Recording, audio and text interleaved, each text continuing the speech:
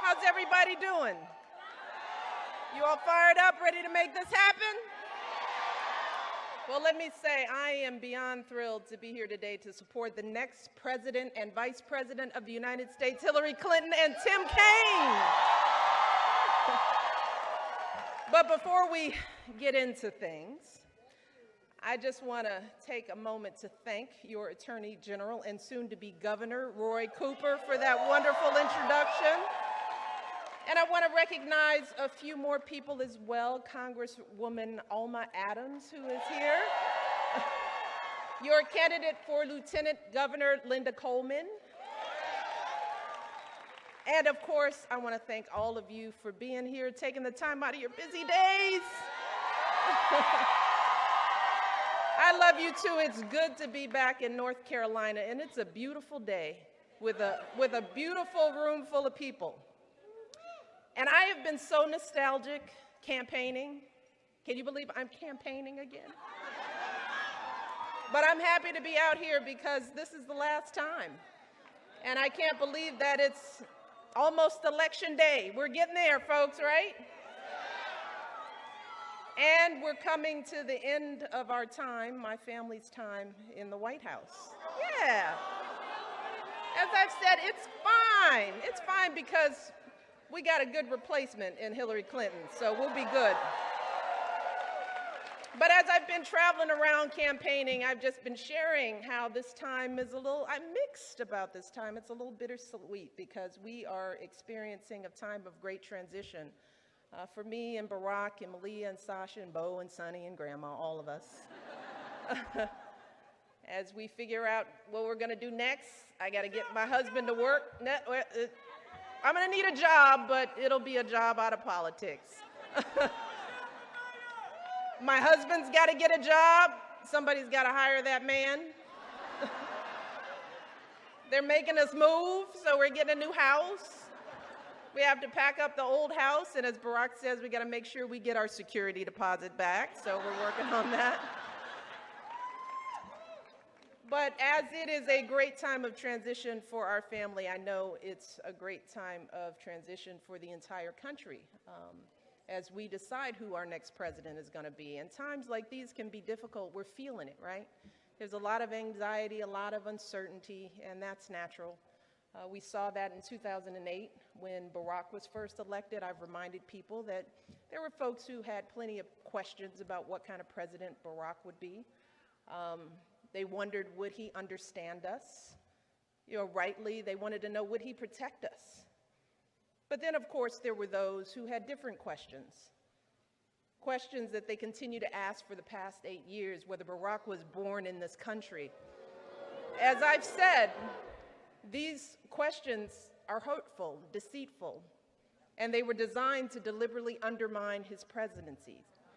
And I want to remind people, these are questions that cannot be blamed on others. They cannot be swept under the rug with an insincere sentence at a press conference. And I think that during his time in office, my husband has answered those questions with the example he set and the dignity he has shown by always going high when they go low. And he's answered those questions with the progress that we have all achieved together. Progress like passing health reform, creating millions of jobs, slashing the unemployment rate, lifting millions of people out of poverty, expanding LGBT rights so marriage equality is now the law of the land. I could go on and on and on. But even after all this progress, it is understandable that folks are feeling a little uncertain as we face this next transition. So the question now before us all is, how do we sort through all the negativity, all the name-calling that we've been experiencing and choose the right person to lead our country forward? Well, I'm out here because I'm sharing what I think is a unique perspective that I have.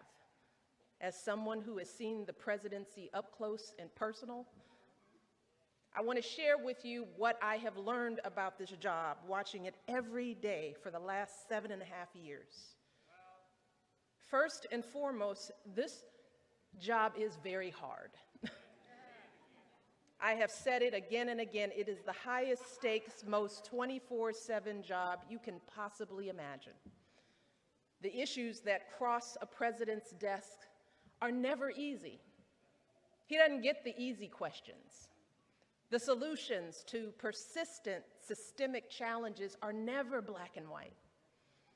And just think about the crises that Barack has faced just these last 8 years. In his first term alone, Barack had to rescue our economy from the worst crisis since the Great Depression. He had to make the call to take out Osama bin Laden. He's had to respond to devastating natural disasters like Hurricane Sandy and so much more. So when it comes to the qualifications that we should demand of our president, to start with, we need someone who will take the job seriously. And that means we need someone who will actually study and prepare so that they understand the issues better than anyone else on their team. And trust me, we need someone with superb judgment in their own right. Because yes, a president can hire the best advisors on earth, but let me tell you, 5 advisors will give the president 5 different opinions. And the president alone always has to make the final call. We also need someone who is steady and measured, because when making life or death, war or peace decisions, a president can't just pop off or lash out irrationally. And I think we can all agree that someone who's roaming around at 3 a.m. tweeting should not have their fingers on the nuclear codes.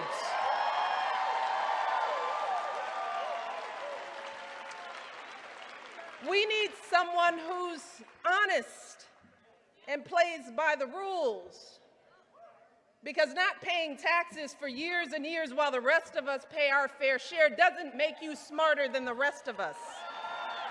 No, we need a president who will choose to do what's best for the country, even when it doesn't personally benefit them. And finally, we need a president who's compassionate, who truly cares about all our families, someone who will help us take on the hard issues our communities face, not just with slogans about law and order, but with real solutions to heal our divisions here in Charlotte and all across this country. So,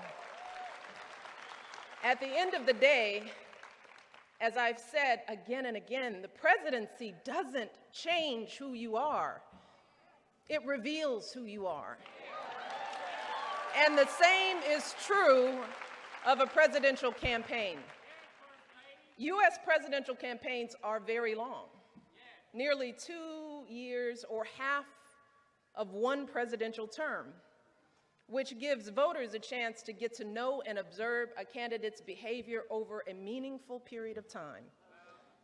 So, if a candidate traffics in prejudice, fear, and lies on the campaign trail, if a candidate mocks people with disabilities or folks who are sick, if a candidate implies that veterans who serve our country so bravely are somehow weak because they're dealing with the wounds of war, if a candidate regularly demeans and humiliates women, making cruel and insulting comments about our bodies, criticizing how we look, how we act, well, sadly, that's who that candidate really is. That's the kind of president they will be. And trust me, a candidate is not going to suddenly change once they're in office. Just the opposite, in fact, because, see, the minute that individual takes that oath, they are under the hottest, harshest light there is. And there is no way to hide who they really are. But see, at that point, it's too late. They're the leader of the world's largest economy, the commander-in-chief of the most powerful military force on earth. With every word they utter, they can start wars, crash markets, fundamentally change the course of our planet. So who in this election is truly ready for this job? Well, I agree. For me, there is only one candidate in this race who we can trust with those responsibilities, only one person with the qualifications and temperament for this job, and that person is our friend Hillary Clinton, without a doubt. Without a doubt. We know that Hillary's the right person because we've seen her character and commitment, not just during the campaign, but over the course of her entire life. We've seen her dedication to public service, how after law school she became an advocate for kids with disabilities. She fought for children's health as First Lady, for quality child care as a senator. And when she didn't become president in 2008, Hillary didn't just throw in the towel. No, she once again answered the call to serve and earned sky-high approval ratings. She earned sky-high approval ratings as our Secretary of State. And for those who question her stamina to be president, Hillary's resilience is more than proven. As she said in the debate last week, she's the only candidate in this race who has traveled to 112 countries, who has negotiated a ceasefire, a peace agreement, a release of dissidents, who spent 11 hours testifying before a congressional committee. Hillary Clinton is tough. See, I've watched her. When she gets knocked down, she doesn't complain. She doesn't cry foul. No, she gets right back up, comes back stronger for the people who need her most.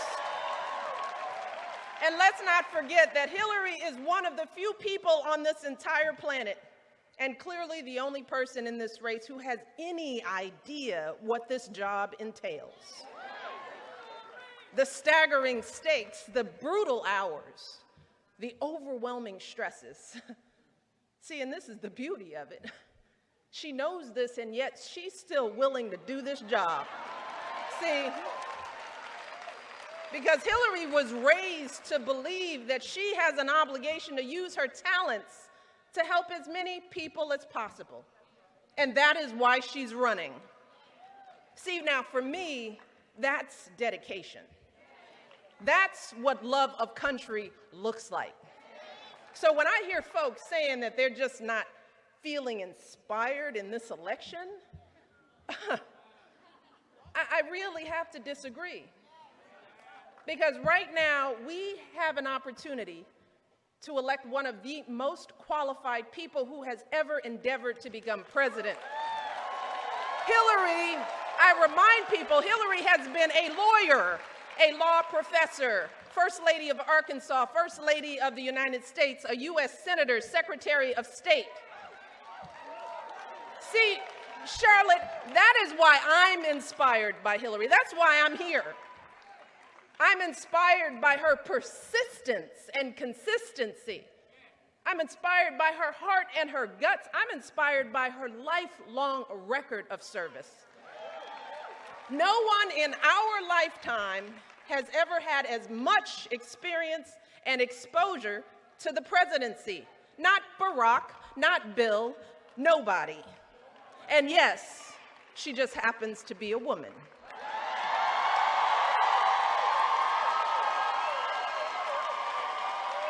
So as someone who has experienced this, trust me, experience matters. Preparation matters. Temperament matters. And